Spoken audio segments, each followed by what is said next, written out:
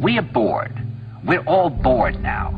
But has it ever occurred to you, Wally, that the process that creates this boredom that we see in the world now may very well be a self-perpetuating, unconscious form of brainwashing created by a world totalitarian government based on money, and that all of this is much more dangerous than one thinks, and it's not just a question of individual survival, Wally, but that somebody who's bored is asleep, and somebody who's asleep will not say no? And deeper we're going, my beloved truth seekers. Deeper down that rabbit hole with Alice, Inanna, and loverboy / hipster Orpheus himself. Deeper we go into the vaginas of possibility and the outer rectums of reality. Right into the inner sanctums of gnosis. All the time wearing our rubber gloves of daring and strap-ons of eternal curiosity. It's a dirty, nasty job, but someone has to do it, because our leaders and icons and very gods deserted us a long time ago, leaving us alone in this cosmic Wally world. Maybe Cormac McCarthy was right in his Gnostic theme book, The Road, when he wrote, "Nobody wants to be here, and nobody wants to leave." In other words, we're talking about an underground, which did exist in a different way during the Dark Ages among the mystical orders of the Church. And the purpose of this underground is to find out how to preserve the light, life, the culture, how to keep things living. Welcome with kindness and love to Aeon Byte Gnostic Radio, broadcast from the virtual Alexandria, that state of mind where East meets West, through the God above God.com.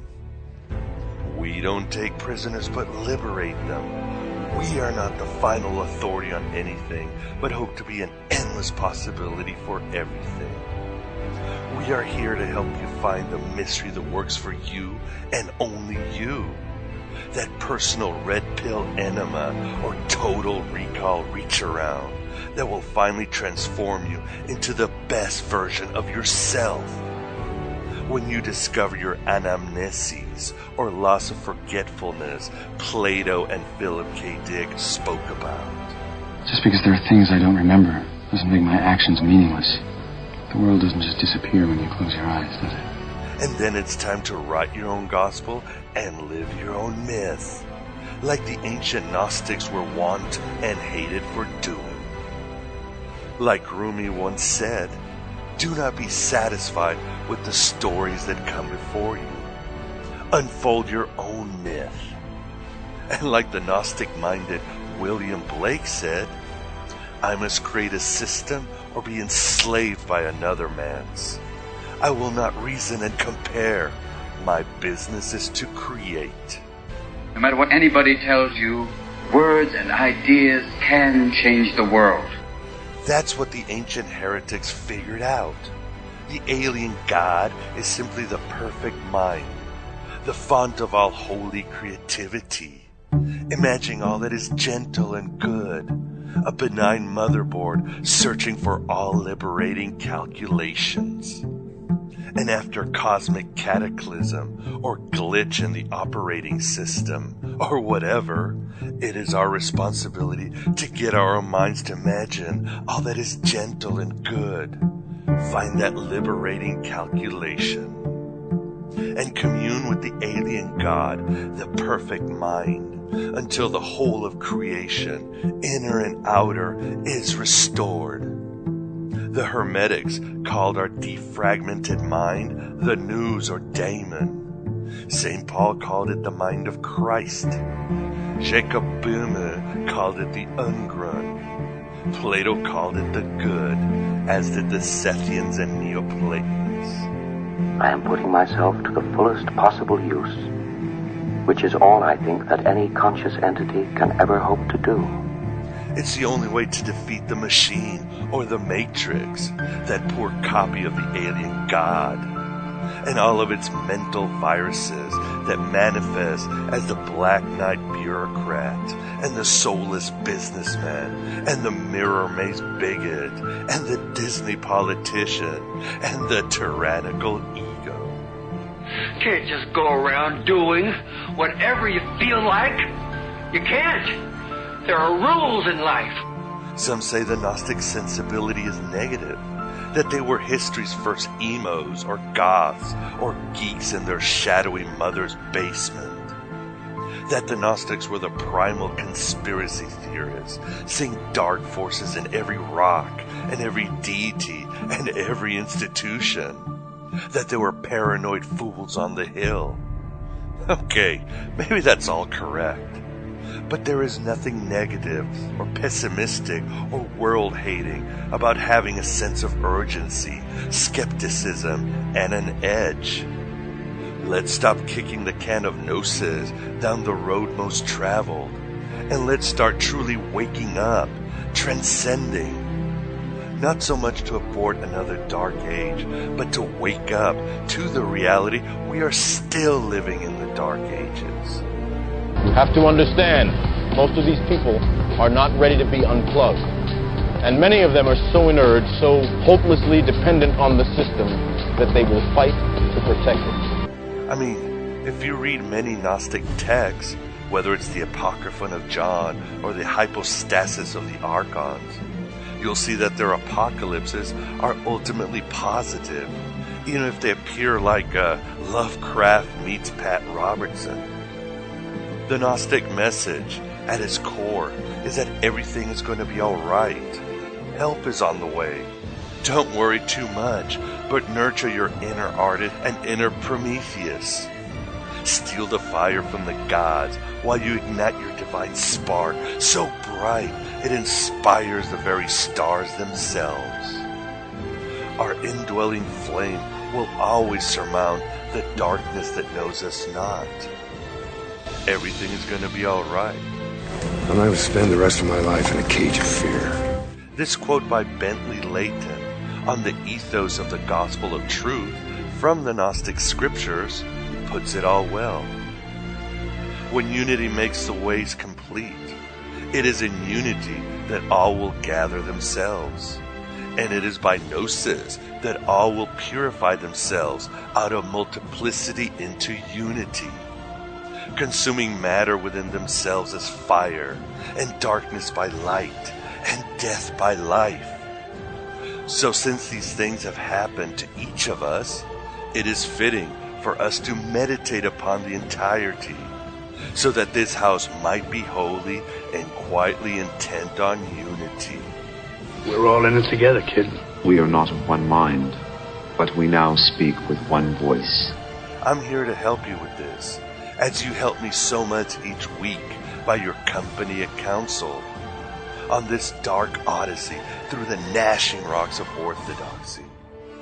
I am Abraxas, that terrible god above God as the ancients knew him, in his mortal incarnation of Miguel Cana. Divided we stand, together we rise. Together we ride that ship of light of the Manichaeans and a Tarsus of blasphemy, all the way into the boundless and towards the farthest shores of imagination. And if he is not the Word of God, then God never spoke. On this February 9th, the year of our Demiurge 2013, we are joined by my favorite Bible scholar, Robert M. Price, to discuss his long overdue book on Paul of Tarsus, entitled The Amazing Colossal Apostle. Jehovah and his archons have been creating roadblocks for this complete and definitive exposition on Saul/Paul, ever since the days when Bob and I were in the atheist caliphates at freethoughtmedia.com. He with the Bible Geek, and yours falsely with coffee, cigarettes, and nooses. He's still manning the Bible Geek podcast while putting out mind-expanding, reality-dispanding books. You can find all of this at Bob's homepage, robertmprice.mindvendor.com. The single cause of atheism in the world today is Christians who acknowledge Jesus with their lips and walk out the door and deny him by their lifestyle. And once again, it's time to present to you the real Paul of Tarsus. You see, Paul was a main force behind the astral speculations of the Gnostics, long before Orthodoxy sanitized him. He likely comes from a mystic tradition of mystery apostles and arcane magicians.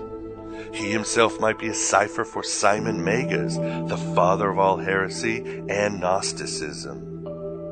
We will take an intimate view in our interview of the primordial Paul, his writings, and the many legends surrounding him, and his influence on the Gnostics and other forbidden movements that were suppressed by a victorious church. Why did all the dinosaurs die out? Because you touch yourself at night. The amazing Colossal Apostle is really the decisive book on Paul, my beloved truth seekers. As sublime as the forehead of Christina Ricci or the arse of Jessica Biel. The book covers even more beyond Gnosticism, including Marcion's movement and breaking down every epistle. You should certainly download our first interview on the Mythmaker, as the great Jewish scholar Chaim Makam called Paul, which you can find at our archive of past shows. But this time Bob really reveals the truth about Paul in our incessant quest to liberate Hypatia of Alexandria from the Christian mob. Listen to the Song of Noria, who in Gnostic texts is a true and complete savior figure. Something unparalleled and unheard of in Christianity, or any religion really, since she is a female without a consort. And lastly, to break open once and for all the black iron prison. And he told me that he no longer watches television, he doesn't read newspapers, and he doesn't read magazines. He's completely cut them out of his life because he really does feel that we're living in some kind of Orwellian nightmare now, and that everything that you hear now contributes to turning you into a robot. Like I said, urgency, skepticism, and an edge doesn't mean we don't possess the youthful zeal of a knight ready to set out on a kick-arse adventure. But the stakes are high, and that can of gnosis can no longer be kicked down the road most traveled. Sometimes the Gnostic sensibility does toy with nihilism and existentialism, but in the darkness of mere being is where we kindle a light of real meaning. This approach is certainly dangerous, again bringing in Cormac McCarthy's novel The Road as an example, when the old man says, "There is no God, and we are his prophets." I don't believe in God, but I'm afraid of him. But to temper this edge that goes over the edge, I should mention that the ancient Gnostics, as scholars have pointed out, were lovers of parody and puns, that their Jesus laughed and danced and kissed a lot. So while we battle the hordes of hell in the fields of the truth seeker warrior, let's have a little sense of humor. Let's not take triumph and tragedy too seriously. Those two impostors, as the Theosophist Rudyard Kipling called them. Maybe we are doomed, but I love this writing found in many Roman pagan tombstones that puts it all in perspective. It goes, I am not. I was not. I don't care. First, you have to give up. First, you have to know, not fear. Know that someday you're gonna die. And this infernal humor makes us conceptualize things like Tom Waits when he said, "There ain't no devil, only God when he's drunk." I'll skip the part about supporting Aeon Byte Gnostic Radio, but please support Aeon Byte Gnostic Radio. I've had to cut back to about 2 shows a month these last 6 months, and I hope to keep it at that level. I'm throwing all shows for free on iTunes, so please throw me some parody and edge, my beloved truth seekers. Also, I'm looking for extra work as a writer, blogger, journalist, copywriter, or really anything. I'll even make tents like Paul did, in between pissing off churches and religions. If anyone has any leads or advice, please let me know. EarthGov has promised a job to anyone that wants one. So, if someone doesn't have a job, they must not want one. Oh, and if anyone has holes in their pockets, let me know, and I'm always glad to shoot you a few shows free of cost. We fight the good fight, keep the faith, and finish the race together, armed with urgency, skepticism, and that edge. But enough of my drivel. Let us do the interview with the mighty Robert Price on the mighty Paul of Tarsus. Is the new model for the new concentration camp, where the camp has been built by the inmates themselves, and the inmates are the guards, and they have this pride in this thing they've built. They've built their own prison, and so they exist in a state of schizophrenia, where they are both guards and prisoners, and as a result, they no longer have, having been lobotomized, the capacity to leave the prison they've made, or to even see it as a prison. And then he went into his pocket, and he took out a seed for a tree, and he said, "This is a pine tree." He put it in my hand and he said, "Escape before it's too late." See, actually for 2 or 3 years now, Chiquita and I have had this very unpleasant feeling that we really should get out. And we really should feel like Jews in Germany in the late 30s. Get out of here. Of course, the problem is where to go, because it seems quite obvious that the whole world is going in the same direction.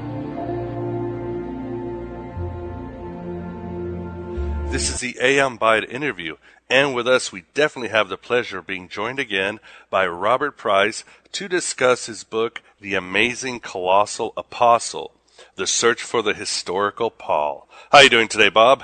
Oh, doing great. I hope you're the same.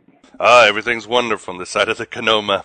So tell us, you begin your book by telling us that Paul has become, in a way, the new Jesus, the main mouthpiece for various factions and their religious agendas. Could you expand a bit on that, Bob? It seems to me that Orthodox Protestants, whether evangelicals, Lutherans, whatever, though they're unaware of the parallel, have done the same thing with Jesus and Paul as the Gnostic, esoteric Ismailis and Druzes in the Middle East have done for many centuries.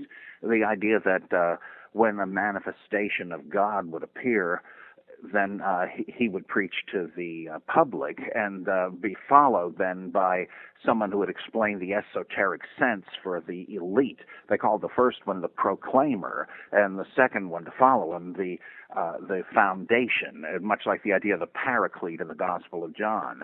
Jesus is going to go so he can prepare the way for the paraclete to give deeper teaching. Well, that's in effect, I mean, they repudiate that, but that's what's going on in Protestantism with Paul, that Jesus is the Savior. He did the work of salvation and he taught some good stuff, but if you really want to know the truth of Christianity, it's Paul and the Pauline epistles. He's the one that came to clarify everything.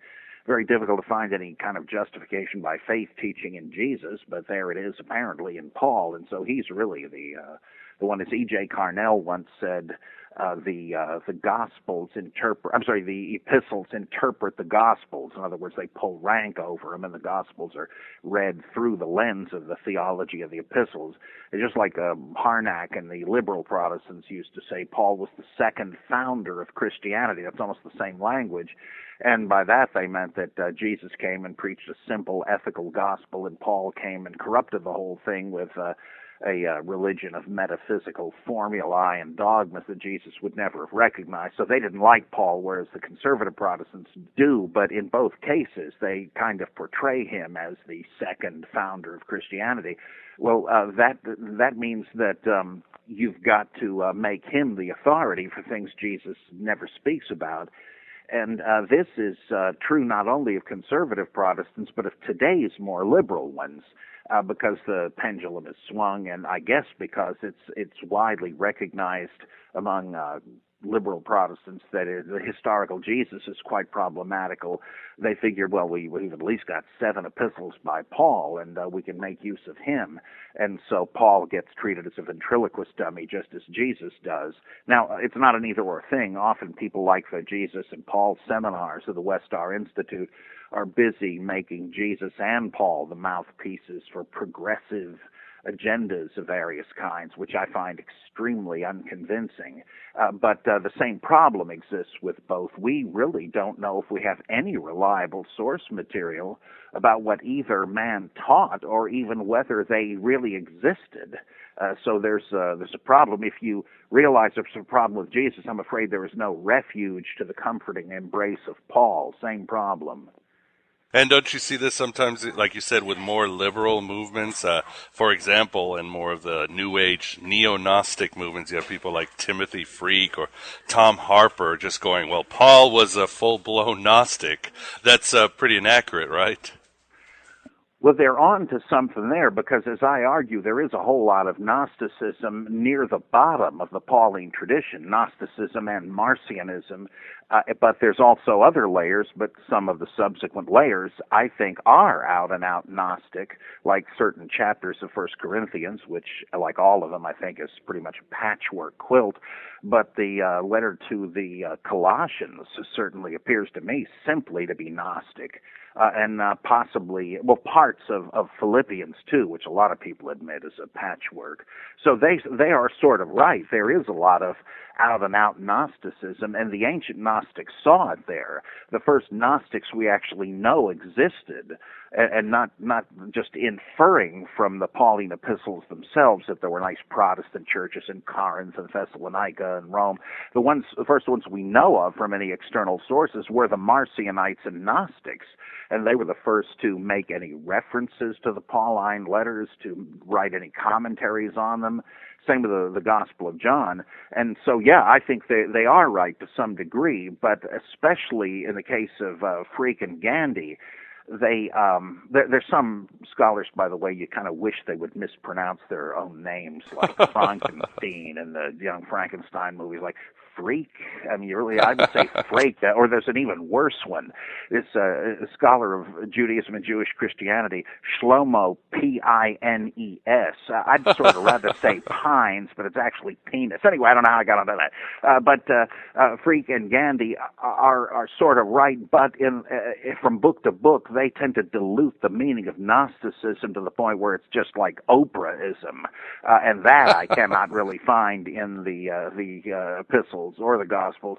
And then Harper, he seems to me to not really. He wants to say, yeah, the Bible teaches this, and I'm behind it. But what he comes up with just seems to me to be very vague and insipid, without any distinctively Gnostic content. He seems to like them because they were allegorizers and esotericists. I don't know that he really comes up with anything in his when he's panning for gold there either. And yet, I think, yeah, there really is. It's just that, like Schweitzer said about the historical Jesus, once you find out who this guy was or who wrote the stuff, it's an embarrassment to modern intellectuals or whatever. One scholar of Gnosticism said, well, as to the value of Gnosticism, the characterization was, it's a queer farrago of nonsense. I mean, nobody really believes this mythology. We like to see in it some kind of self-discovery and independent thinking, and that did exist in there, but it does in the New Age movement too, which comes up with all kinds of silliness. Harper and Freak and Gandhi are trying to use the Bible as a scripture in some way still, and I just think, does it really teach the message you want to teach? So there's a lot of funny business going on even there. You want the authority of the Bible for what you're saying, but you don't really like what it says, so you make it say something else. Why do you think the Valentinians were so enamored by the Pauline corpus? What exactly about it that speak to them? Well, I believe that a lot of it was written by people like them, possibly with earlier versions of what they thought, but they this is tough to say, but in my view, the historical Paul was the guy also known as Simon Magus, Simon the Magician or Simon the Wise Man. There may even be a scrap of Romans written by him, though that's my speculation. But he was already a pretty beefy Gnostic with the idea of fallen souls from a fall in the Godhead and the need for a Gnostic Redeemer to regather them by converting the elite in revealing their true identity. I mean, it wasn't Valentinianism, but nobody ever said, even traditional church fathers never said that anyone thought Paul was a Valentinian. It's just that the Valentinians said that they were taught by Theodotus, the disciple of Paul, which I think is a way of saying that they bear the same relation to Paul as Platonism does to Socrates. It's not just quoting him, but you start there and develop the ideas. And they believed in the essentials of it. And when we run across things like the three classes of humans, the sarkics, the psychikoi, and the pneumatikoi in 1 Corinthians, that is the classification of the Valentinians. Did they get it from Paul or Simon, or is this part of a Valentinian fragment of that letter? It's really hard to tell. It's a chicken and egg thing. But they certainly saw themselves in the mirror of much in the Pauline epistles. Whether it was put there by the founder or just an earlier generation of Valentinian writers, we don't know. One of the crux of your book that really explains a lot is, and you bring up, this is an idea by Walter Schmidtall. I hope I'm saying his name right, like freaking Gandhi. Schmidtall, you're pretty close. Okay. Who says that the concept of the apostle didn't begin with Judaism or Christianity, but with Gnosticism. What exactly do you mean by that, Bob? Well, from a look at all these esoteric sources in ancient Middle Eastern religions, especially Syrian, Schmidtall said that given the way apostleship is depicted in the Pauline letters, which he did think all went back to Paul, he sees the emerging Christian idea of the apostolate as partly reflecting the Pauline epistles and partly developed more as in the 12 apostles idea of Luke Acts. But he does say the basic idea goes back to Syrian Gnosticism, which he thinks is pre-Christian, no reference to Jesus yet. And the idea was that, again, there was a pre-human fall in the Godhead, and that one sought salvation by recognizing the sparks of fallen, forgetful, amnesiac divinity within oneself and others, and that the apostoloi, the sent ones, were individuals who had somehow seen this in themselves, probably because they had a larger concentration of it in them, and because the elite among humanity had a divine spark within them. Not everybody did, but the ones that did might have more or less of it, and the ones with more came to an awakening, a self-recognition, like the guy does in the Hymn of the Pearl, Gnostic text contained in the Acts of Thomas.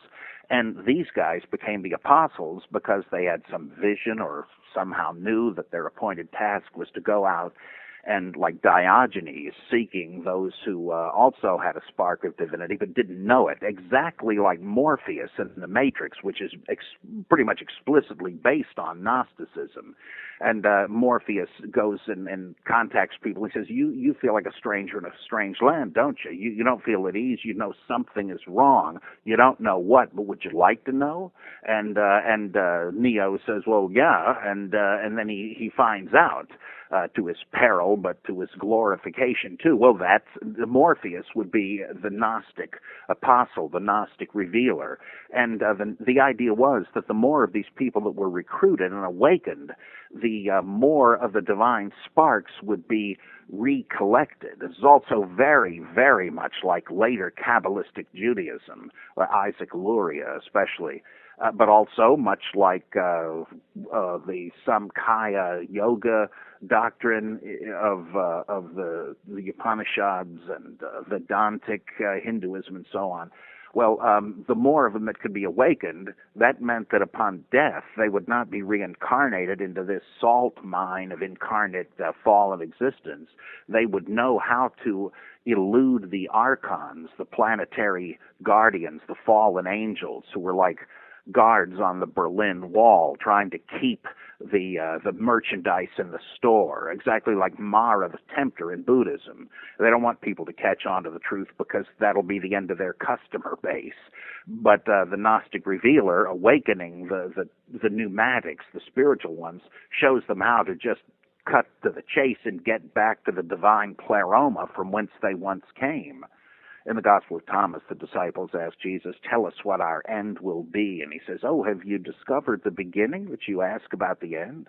Rather, go back to the beginning, and then you'll know the end. We have to know where you came from, what you really are, and then you'll know your destiny and be able to attain it." So, the more of the pneumatikoi are awakened, upon death they will return to the pleroma, and eventually this world will collapse on itself because it was only the divine sparks that kept the whole mess going.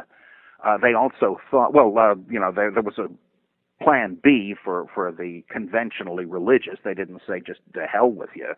They weren't necessarily elitists.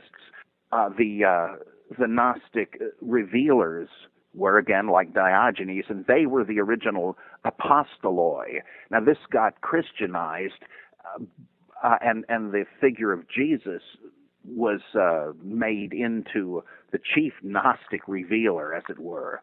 The Valentinians said that, and the death of the channeler of the Gnostic revealer, Jesus, his death provided salvation for the guys in business class, and they could go to heaven by faith. The original idea of these wandering preachers seeking out the elect must come from the Syrian Gnostics, and you don't find it in Judaism. And it's almost made more clear by the fact that some seeking a Jewish origin for everything, because they want everything to go from the Old Testament via Judaism into Christianity. They don't want anything like Zoroastrianism or mystery religions involved. They say, well, the Jews of more or less New Testament times had the idea of a shaliach, a sent one, a delegate for the Sanhedrin or whatever, delivering the decrees of the religious authorities to diaspora Jews or whatever, and it wasn't their views they were promoting. They were authoritative conveyors of whatever the rabbis had said, and say, aha, you see, that's no doubt where Jesus got the idea of the apostles or something. Well, it's not much like it at all. And Schmidthal says, no, it's got to come from Gnosticism. Even though he thought Paul did write all those letters except for the pastorals, and that he wrote them in in the middle of the first century. So he's very radical in some ways, very traditional in others. So basically what we have is Paul, Apollo, Cephas, these gurus walking around with their inner Christ competing for a piece of the pie. Well, they might have worked together, but probably they were competitors, and I think that's what we have preserved in a little snapshot in 1 Corinthians, to which you refer. The writer says, what is this I hear? One grouping says, I belong to Paul, another, I belong to Cephas, another, I belong to Apollo, another, I belong to Christ. What is this? Is Christ divided? Did Paul die for your sins? Were you baptized in the name of Paul? Well, I think that really cannot mean anything once you throw Christ into the mix, other than that, yeah, this is the stage of things Schmidthal is talking about, that these people were either apostles of a Gnostic man of light or whatever who had never come to earth, and they became by default, I guess, the saviors of these fan clubs, and that Christ was one, Apollo or Apollos was the same thing in Greek, was another, Cephas, perhaps to be identified with Peter, was another, and so on, and that eventually the Christ faction won out and subsumed the others, just as Christianity eventually assimilated many members of the John the Baptist sect, and a rival at first. I think that, yeah, there was competition. You certainly read about apostolic bickering and competition in the Pauline epistles, no matter who wrote them or when. Bob, in our past interview on Paul and Marcion, we certainly covered the, quote, Simon Magus' Paul in drag theory, as one scholar called it, in much depth. But in the amazing Colossal Apostle, you bring even more evidence. One of the truly astounding pieces of evidence is found in the Jewish writing, and again, I'm probably going to say it wrong, the Toledo Yeshu. Doesn't it come right out and say that Paul's original name was Simon and that he was a magician? Yeah, that is shocking. I mean, somebody will say, wait a minute, this is a much later text. Yeah, I know it is. But they obviously are using older ideas. And so this is admittedly a speculative way of putting together the pieces of the puzzle. I don't say you can prove this, but that is shocking to me. And the similarity of some of the materials in the Toledo of Yeshu, especially the aerial battle between Jesus, the false prophet, and Judas Iscariot, the good guy, the secret agent of the Sanhedrin, this appears again in the Simon Magus versus Peter thing, and Simon is going around with Helena, who used to be Helen of Troy in a previous life, and the queen of the Jews at the time of Jesus in the Old Testament, in the Toledo of Yeshu is Helen, and Paul, I think, is depicted as the delegate for famine relief of Queen Helena of Adiabene, and so on. The pattern just keeps repeating, and I think, the Toledo of Yeshu almost is a smoking gun, except that we can't really date those traditions, but holy mackerel, what are the chances? Like you said, the magical battle is just like Simon and Peter. And for the Protestants, here's another little tidbit that you point out is Irenaeus says point blank that Simon Magus preached salvation comes from faith and not works. I mean, what else do you want, Martin Luther? Yeah, and Irenaeus thought this guy's a heretic? Well, that's not too surprising, because it's far from clear, as Roman Catholics have known, that the Pauline epistles teach the Lutheran doctrine. I mean, even a lot of critical Protestant scholars are willing to say, oh, yeah, he wasn't talking about what Martin Luther talked about. He's just saying that the law is not binding on Gentile converts. He's not talking about whether you have to keep your nose clean. He says you do. You got to show up before the judgment seat of Christ to answer for what you did in the flesh. And so Roman Catholics have never thought he's teaching what Lutherans think, and probably wasn't. And Irenaeus gives this as a doctrine of the heretic Simon Magus. And Simon is depicted in the pseudo-Clementine novels as preaching freedom from the law, and he seems very clearly to be a stand-in for both Marcion and Paul, and it's no accident, since they're all three the same person in one sense or another. I think Marcion is the fountainhead of the literary Paul. Others joined in and wrote Pauline stuff, but I think he started the ball rolling with parts of Galatians and Ephesians. And then Simon Magus is the guy we know of as Paul. Whether Paul is an actual name or a title, there's several likely possibilities. There's just a lot going on here, and this is a great example of, like, Jesus says something about like in the days of Noah, one will be stay and the other will be taken away. And I say, where, Lord? And he says, well, where do you think? Look where the vultures are gathering. That's where you'll find the body. Like where there's smoke, there's fire. Well, conventional church history people and New Testament scholars have this idea there may be lots of smoke, but there's no fire. That all this evidence that doesn't fit into the Orthodox paradigm, it's not a sign that anything happened. Since we can't be sure what happened, we can just go on assuming nothing happened, and it was all just the Sunday school story. No. If you try to make sense of these odd things that survived the purge of Christian literature under Constantine, you get some pretty interesting, viable possibilities. They can never be more, but they are pretty tempting. And you mentioned a Queen Helena that Paul knew, but doesn't the Toledo Yeshu also talk about a Queen Helena that was taken or seduced by the magician Jesus? Yeah, the widow of Alexander Jannaeus. And there are other Jewish and Jewish Christian references to Jesus being crucified along with a lot of Pharisees under Alexander Jannaeus, about 100 BCE. And in this, she calls in Jesus, who's creating great controversy among her Jewish subjects, and she gives him a listen, and he gives all these prophetic proofs from the Bible that he is the predicted Messiah. And it's interesting, the Tola of the issue never refutes any of them. I think Hugh Schoenfield was certainly right that this is based on a Jewish Christian gospel, because the treatment of Jesus is pretty mild. If this thing is what it's often said to be, just a nasty satire on Christianity, it doesn't read that way. So he gives this case and then does these miracles, and she's converted. And the Jews are now afraid, and they manage to convince her that he's a charlatan, but they bring him back in, and she's convinced again, and so forth, until they crucify him and find the body and so on. But yeah, here is Jesus looking like Simon Magus with a miracle battle, and he's associated with a Queen Helen.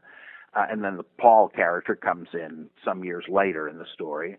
And there's Paul, and this, of course, I'm getting from the great Robert Eisenman in his book, James, the Brother of Jesus, that one of the several cities called Antioch was also the one known as Edessa, and that right next door was Adiabene, and King Abgarus, the famous letter to Jesus, was in some sources the husband of Queen Adiabene, the Queen of Adiabene, Helena, who's known and revered in Judaism to this day as a benefactor of the Jewish people and a convert to some sort of baptizing version of Judaism. And Josephus tells us that she sent unnamed delegates to Jerusalem with huge amounts of money for famine relief. Eisenman shows how this is tied up with the story of the Ethiopian eunuch in Acts very convincingly. I'd like to see somebody refute it. Not likely. And that would mean, if that's the case, that you've got Paul coupled with a Queen Helena, and then you can't help but think of Simon Magus and Helena, who had been a queen, and you think, is all of this garbled versions of a suppressed story? And I think it is. I mean, that's all I'll say. I don't, it's the truth, it's the gospel. The heck no. It's just a hypothesis, but it might be intriguing. In our past interviews on Paul, Bob, we also never really covered the Simonian sect, ostensibly spearheaded by Simon. As you point out, Justin Martyr himself said the Simonians were entrenched in Samaria and Rome and weren't going anywhere. Could you tell us a bit about their origins and how they are tied to Paul? Well, in my view, now, if this is even accurate historical material, because some people have said, wait a second, Justin is saying that everybody in Samaria was a Simonian? That's almost like Jonah converting the Assyrian Empire. What? Wait a minute. It sounds a little odd, and there's also some anachronism in one of the writings attributed to Justin, and I have to admit, I begin to wonder if this is actually the guy who wrote these things at the time he said to have written them, but let's assume for the sake of argument it was. That would simply be a reference to the earliest actual Pauline Christians, though they didn't call themselves that yet. Paulos, the little one, that has various associations and gospel sayings, and like seek ye to decrease from the great to the small, and all this kind of thing, and various other, like Hermann Dettering, who I also rip off, just like Eisenman, that this may be a title of Paul. So we may have Paulinism already, as Bauer pointed out, when we have the story of Peter rebuking Simon Magus in Acts at Samaria when everybody's been baptized, including Simon. So now he's a Christian. He's just converted to Christianity. He comes up to Peter and asks to buy the unique privilege of the apostles. Doesn't put it that way, but it's pretty clear given the whole rest of the story. Philip has converted the Samaritans, but that's not good enough. You need the apostolic imprimatur. So 2 apostles come from Jerusalem to lay hands on the Samaritan converts, whereupon they receive the Spirit, which they wouldn't have done if it was merely Philip. Well, Simon sees this and says, I'll pay you to confer this gift on me. And he says, as J.B. Phillips translated, to hell with you and your money. You thought you could buy the gift of God? And then he says, you have no part in this this word, this ministry, and so on. Well, Bauer said, isn't it obvious? This is the Peter versus Paul encounter that we read about in Galatians, and the business of Paul seeking apostolic recognition at Jerusalem, and they're willing to confer it if he will collect money for the Jerusalem church among the Gentiles, and he agrees to do it. Well, that's buying apostleship. And Bauer said, well, you see, Luke is trying to, or the author of Acts is trying to reconcile the Pauline faction with the Petrine faction.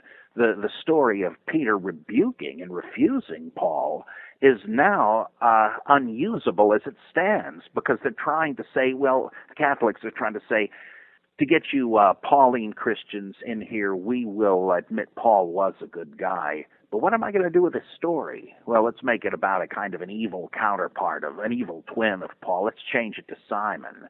And so Bauer already saw that this was really about Paul and his followers in Samaria. So Justin Martyr may be referring to the same thing, that there was a Pauline mission.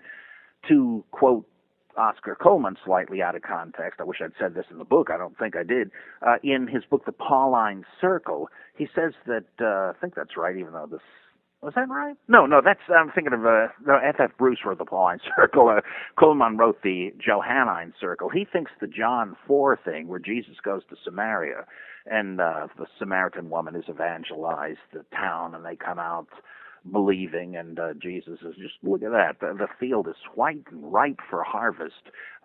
Others have done the work, and you're inheriting their harvest. Coleman says this has got to refer to the same thing in the, Acts 8 story of Peter and Simon Magus, that Philip, standing for the Hellenistic Christians, converted the Samaritans. But then the Jerusalem faction, owing allegiance to the figureheads of the 12, they reaped the harvest of it. They kind of usurped it. He says that's certainly what's being referred to. Jesus says to the 12, you're going to inherit the fruits of others' labors. Well, that seems to me to be just what is said in Galatians about Paul founding churches. Well, also in Romans and in 1 Corinthians, and other people, Jewish Christians coming in on his heels and converting his converts to their faction. It all seems to me to be the same, not only kind of thing, but the same thing. So that, yeah, there is evidence that the Acts story of Simon Magus and Peter in Samaria is another attestation that the earliest Christianity of Samaria was Simonianism. Now, the big deal, the thing I add here is suggesting, I try to use some, what would you say, sociology or anthropology of religion categories here with the way sects evolve after they've started. They tend to start as radical ascetic groups, certainly the Encratites and the Gnostics in the ancient church were, and they have these wandering apostles, and a great book on this is Stephen Davies' The Revolt of the Widows, the Social World of the Apocryphal Acts, where he says that, yeah, there were these wandering brethren or apostles that Matthew 25 and the Didache and 3 John talk about, these wandering mendicants who preached Christ, whatever, and they're obviously the Gnostic apostles that Schmidtholz talks about. They were solos, loose cannons. They had left everything behind, which, as Gerd Tyson said, is how we have those sayings at all. Who else would have preserved them but people that said, well, Jesus said to leave everything and follow him. Well, I did it. You see, I'm to be listened to. I'm walking the walk here. Well, they garnered people that would leave their families and homes behind, but eventually a sect begins to reassimilate to the values of the larger society when some get married and have kids and have to send them to school and join the PTA and all that kind of thing. So the guys that founded it become more and more alienated. Well, I think this is what happened between Simonianism and Marcionism. Marcionism was ascetic, but it had a 2-track system. You could wait to get baptized and until you were ready to renounce marriage because, or sex anyway, because you had to. But you could be a member of the church without doing that. The sort of like the sukikoi, the pew potatoes, as I like to say. And so I think, and I mentioned this throughout the book, that we can discover or peel back layers of the Pauline texts as to whether they represent radical asceticism, which would come from the original Simonian base, or whether they are dealing with accommodations to that, like in 1 Corinthians 7. Should you be an ascetic, or should you just set aside times for prayer and celibacy, but have sex the rest of the time? That presupposes this re-assimilation gradually to, and with difficulty, to societal norms, trying to be half this and half that. And so that's Marcionism. But then we have stuff like elsewhere in the Pauline epistles that say marriage is fine and all that, that represents the Catholic overlay, and it's like tree rings, and you can use the stages of evolution of sectarian groups, which follow the same path again and again, to peel back the layers. And not only on this, there are other issues as well where you can trace the sectarian evolution, I think. I think your analogy uses basically the hippies becoming corporate lawyers. They got to grow up from these Gnostic Simonians to more respectable Marcionites and eventually to good old Catholics. Yep, exactly. I see you have the true gnosis. For the time being. And other thing you point out that we find hints of Simon Magus in the New Testament is in the Gospel of John, the story of Jesus and the Samaritan woman with the 5 husbands and Mary Magdalene and the 5 demons. Doesn't this symbolize the concept of Simon being the standing one who's always reincarnated looking for his divine consort? Yeah, and that she has been abused as a prostitute and an adulteress in life after life, as Helen of Troy, and then as the prostitute in the brothel from which Simon is said to have rescued Helen. I can't help but think of Travis Bickle in The Taxi Driver. But the succession of husbands, the number of demons, it seems to me, those are kind of garblings or just exoteric cloakings of the Simonian doctrine. Though the John 4 thing with the Samaritan woman who represents Helena, that may somehow have to do with Dositheus the Samaritan, who we're told competed with Simon for the leadership of the John the Baptist sect. And Simon won out. But in this, the hint that it had something to do with Dositheus is where Jesus said, if you knew the gift of God, etc., etc., you would have asked him for water. Well, Dositheus means the gift of God. So is he saying if you recognize Dositheus as the standing one? So all this stuff mixes together. And the fact that story has the woman say that I know Messiah is coming when that wasn't even a Samaritan idea shows you something's going on. They're talking about the Taheb, who was a revealer. Oh boy, it's fascinating. And don't you propose, Bob, that Marcion himself might have been a disciple of Simon Magus? Yeah, and here I owe a bit of the puzzle to my pal Stefan Hermann Huller, who's written all kinds of fascinating books, some on paper and some on his website. I often just don't accept his larger conclusions, but I find everything he writes endlessly fascinating. The command of a vast amount of ancient lore and the possibilities he sees in it are just eye-opening. And one of them was, he said that Irenaeus and the heresiologists say that Simon Magus had a disciple named Marcos, and they call him Marcos the magician. And Stephan says, wait a minute, and then they all say that the Gnostics are descended from Simon Magus, and they throw Marcion in there. Is Marcos the magician Marcion? Two versions of the same name. It's like saying Mark and Marky. And and the whole idea that even according to the Orthodox that they all descended from Simon, Well, that's pretty much a flat-out statement of saying that Marcion was believed to have been a Simonian, just as Jesus is pictured as having been a disciple of John the Baptist, but then striking out on his own, or Plato with Socrates. And moving a little bit to the actual Gnostic literature, and probably a lot of listeners don't know this, they assume that a lot of the concepts like pleroma and kenoma came up from Platonizing vision quest by the Valentinians, but weren't they all doing is simply reinterpreting the epistles in very radical ways?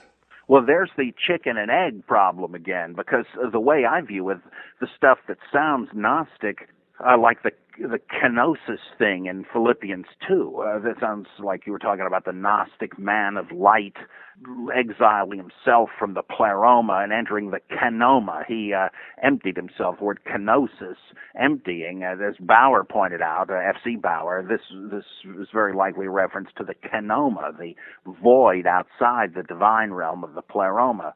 And the exaltation would be the reintegration of the man of light and so on.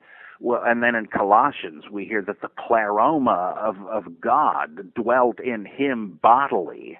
Well, that sounds kind of... I realize other people use the word pleroma, but that, together with the idea that you have already been raised with Christ, Romans doesn't go that far. It hopes for a resurrection in the future. And Philippians does.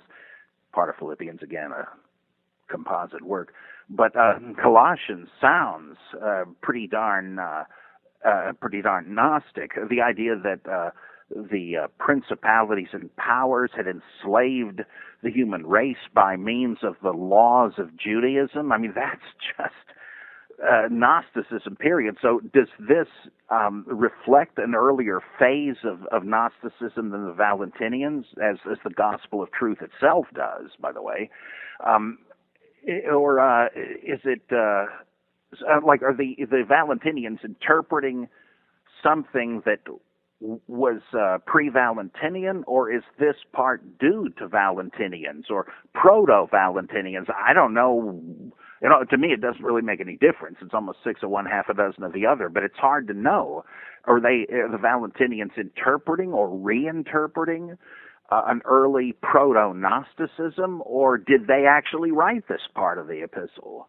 Because I'm, of course, of the wild-eyed Dutch radical persuasion. I think that none of the epistles go back to the time that we say Paul lived, except possibly Romans, if we think Simon Magus was Paul and he was that early, which he could have been.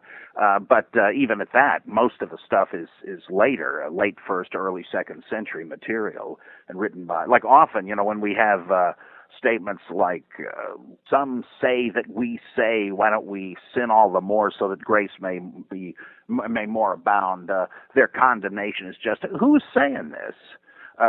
Philippians tells us that there were people who were known as Paulinists, but the writer thinks that they're just making trouble for Paul, saying crazy things so that he'll be blamed for them. Well, that's almost a straight-out admission that there were Paulinists who feuded with each other. Also the business about, those other letters with my name are spurious. You have to have the actual autograph signature.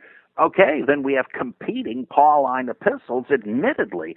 And I think the same is true with each one. They're like the Upanishads. It's difficult to find any coherence in them, any train of thought, because they've been overlaid with scribal interpolations, of course, earlier than the period for which we have any manuscripts. But then why don't we have any? Because the epistles are so late, and all we would have beforehand are bits and pieces, the puzzle pieces that were eventually put together.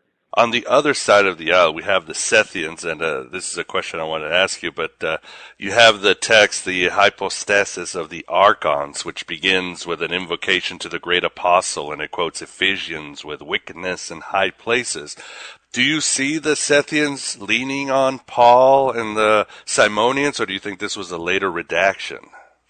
It's hard to say because, as R. Joseph Hoffman points out in his great book on Marcion, Ephesians probably was originally the Marcionite epistle to the Laodiceans, and only after a series of interpolations, which he maps out and explains why he thinks that's what they are, then it becomes the Catholic sanitized epistle to the Ephesians.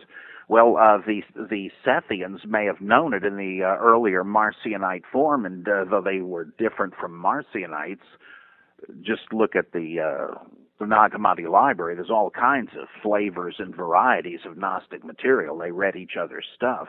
And so it could be a quote from the Marcionite Laodiceans. Whether they thought it was, who wrote that, we don't know, but it almost doesn't matter. Like you've got Valentinian works, like the prayer of Paul the Apostle, that has plenty of quotes from our Pauline letters, and they do say Paul, but it's though the and I know the other says the Apostle. You'd almost have to say they mean Paul. But then why don't they say it? I don't know. But yeah, there could be influence, but it's such a mixed bag and a mess. It's hard to say. Like that seems to assume Sethianism seems to assume this kind of prophetic succession doctrine that we find so many centuries later among the Ismailis, the Druze, and so on, and even the Baha'is in the 19th century. But already in the Elkasites and in the Quran, that there was this reincarnating prophetic or messianic or divine figure who came to earth again and again, because the Sethian writings tend to squeeze in Jesus as a reincarnation of Seth and or Melchizedek. I don't see that so. I mean, to me, that comes from a more Jewish, Gnostic, Christian milieu.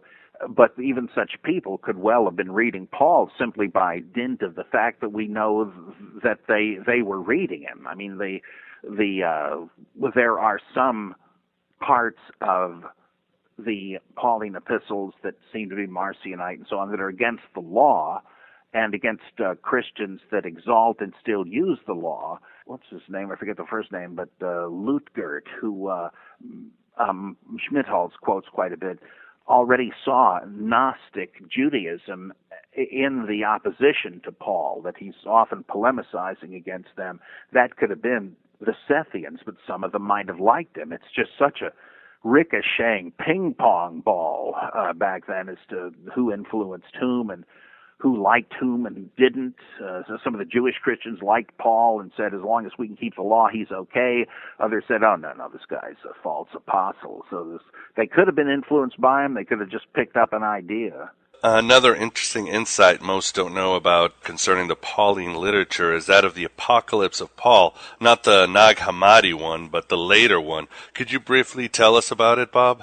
That appears to be a Catholic work written by and for monks, though I'd also say that, not the Catholic part, but the Gospel of Thomas, the monachoi thing, the single ones, that seems to represent monastic ascetics, like the people in whose library, the Brethren of St. Pachomius, in which we find all the Nag Hammadi stuff. But the Apocalypse of Paul seems to be Catholic, because the idea of the ascent to heaven, that could come directly from Gnosticism, but on the other hand, of course, it's preserved in the Catholic sanitized Pauline corpus, and I think that's what the Apocalypse of Paul would have known. But it's mighty interesting that this apocalypse, which is quite long, does not refer to any of the revelatory material in our Pauline epistles. So they had some knowledge of a Catholicized Paul, but not the epistles. Because there's loads of stuff that could have been quoted in an Apocalypse of Paul, as some is in the very short Nag Hammadi Apocalypse of Paul. But this one, the later one, it looks like somebody didn't know or didn't like the epistles, though they were happy to use Paul's name. I have a section in the thing in the book about the Acts and Apocalypses of Paul and why there's such a mysterious and conspicuous absence of knowledge of Pauline texts in Catholic-leaning literature. All right, Bob. Well, I think that's all the time we have today. I'd like to thank you very much once again for gracing Aeon Byte and discussing your great book, The Amazing Colossal Apostle. And I'd like to thank you for not falling asleep. It's tough to do sometimes. Very engaging stuff, and we look forward to having you back on. Oh, that'd be great. Thanks for having me. There must be some way out of here. Said the Joker to the thief. There's too much confusion. I can't get no relief. Businessmen, they drink my wine. Flymen dig my earth. None of them along the line know what any of it is worth.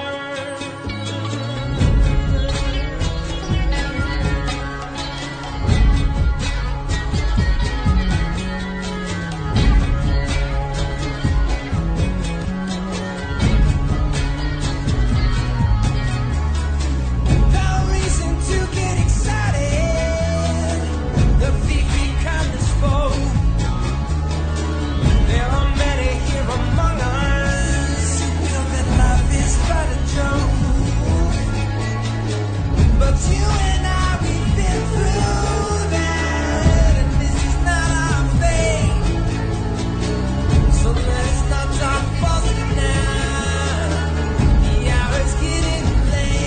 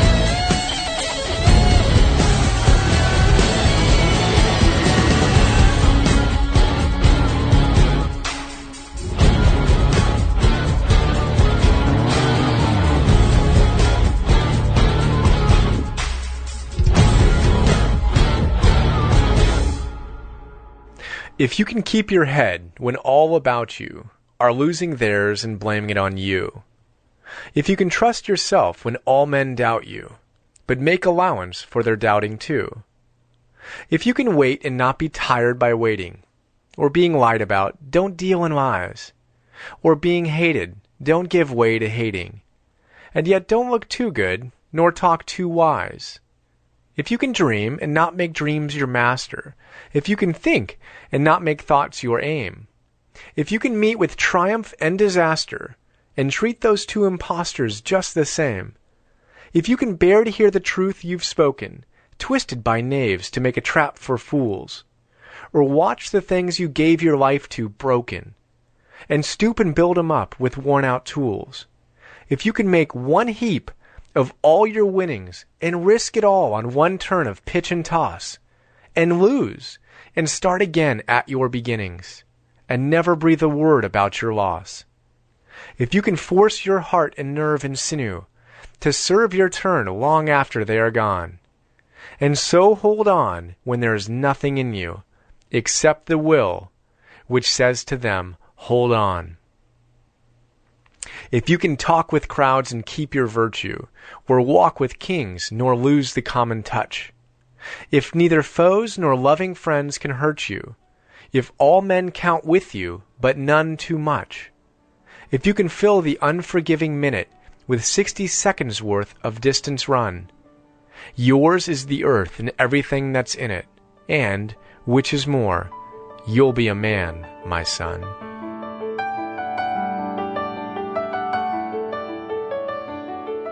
We hope you enjoyed this recording of If.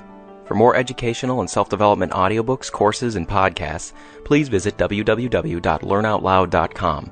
To hear other titles written or narrated by Brian Johnson, please be sure to visit www.learnoutloud.com/Brian Johnson. For more inspiration and to join a growing community of seekers and enlightened entrepreneurs, check out Zaadz.com. That's ZAADZ.com. Music for this production is provided by Rob Koslow. Thank you for listening.